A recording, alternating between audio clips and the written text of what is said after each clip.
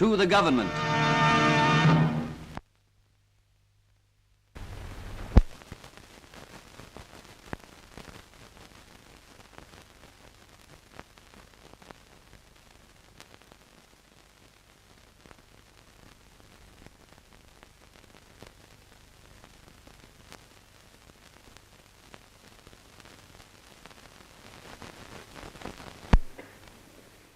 When I last spoke in this famous hall a year ago, it was in the cause of united Europe, which you so cordially espoused at your meeting yesterday. I have always tried to keep this movement outside and above party politics, and I shall continue to strive to do so. There can be no hope for the world unless the peoples of Europe unite together to preserve their freedom, their culture, and their civilization founded upon Christian ethics. There can be no return to prosperity unless they help each other to the utmost, and unless they turn to the best advantage the life-giving stream of succor which is flowing towards us across the Atlantic Ocean. I hear people say of the Soviet aggressions and intrigues, thus far and no farther. That is no doubt a widely held resolve.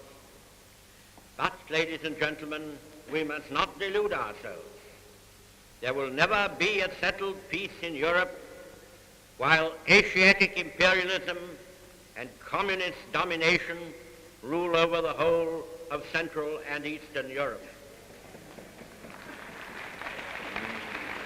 It is a relief amid our many anxieties to feel that whatever our domestic party differences may be, and after all, it is the principle of our life here that they should be freely expressed. Whatever they may be, the British nation and the British Empire are overwhelmingly united against the communist menace.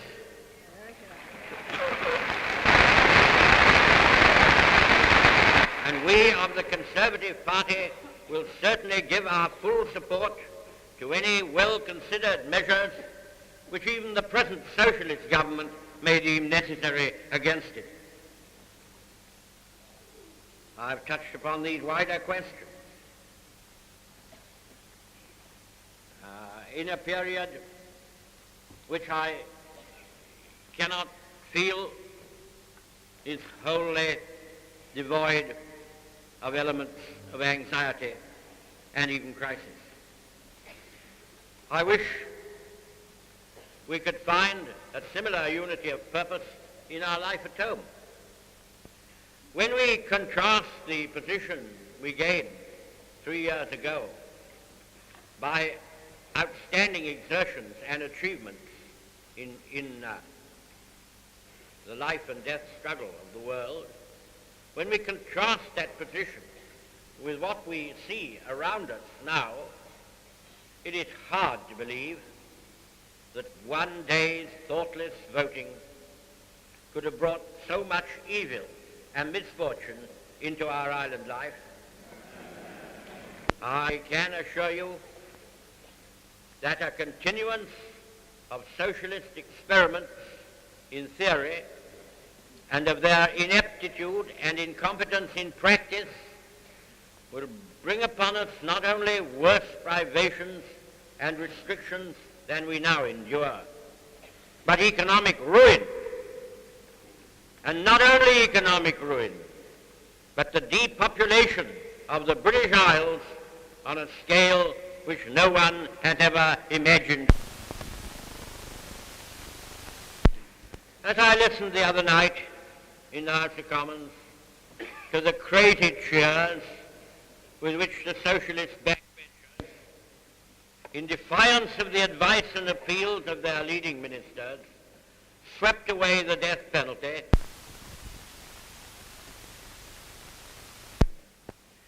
what a confession of impotence it was that the Prime Minister and the Cabinet, who did not dare to stand by their declared convictions of what they thought was right and necessary in the present circumstances, should have cast their duty to the wind and left this grave decision, for good or for ill, on capital punishment to the casual vote of the most unrepresentative and irresponsible House of Commons that had ever sat at Westminster.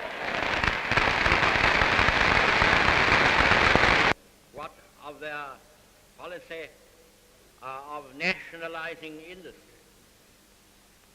So far as we can judge at present, it has simply meant the transference of industries which were profitable and holding their own to be new burdens upon the shoulders of the hard-pressed taxpayer. The shareholders have been or are being swindled. I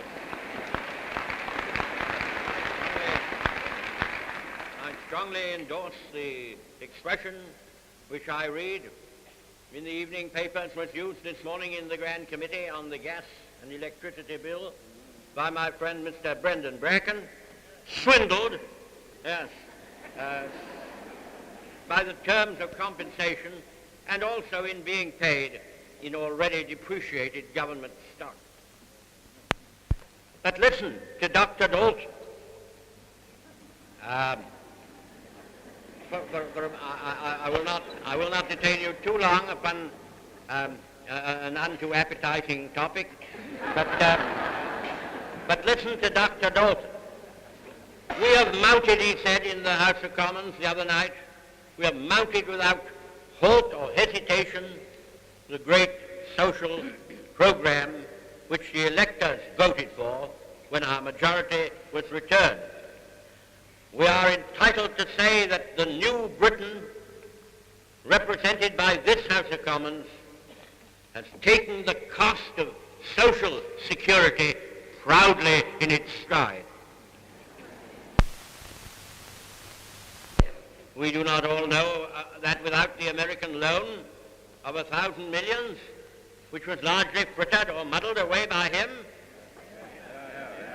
and without the promise of further munificent American aid, amounting, as we now read in the newspapers, to over 330 million pounds sterling a year for several years, it would be quite impossible to maintain our present standards, even of consumption, and equally impossible to avoid large-scale unemployment. I now come to the scandal of the present budget. I have no doubt Sir Stafford Cripps is trying his best to bring home some sense of reality to the scatterbrained crowd by whom he is surrounded and on whose support from day to day he depends.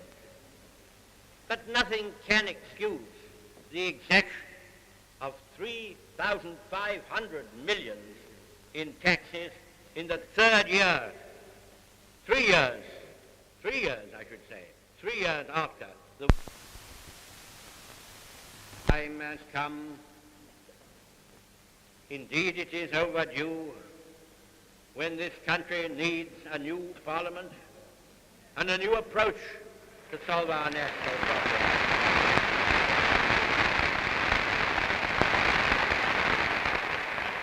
The Conservative Party, if called on by the electors, will form a government devoid of narrow party prejudices and working with single-minded purpose to restore our national prosperity and bring back again the true greatness of our country.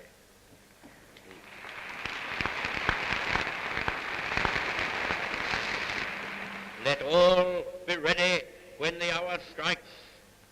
Let all work tirelessly till the hour strikes, and thus render true service not to a party, but to the island home we love so well.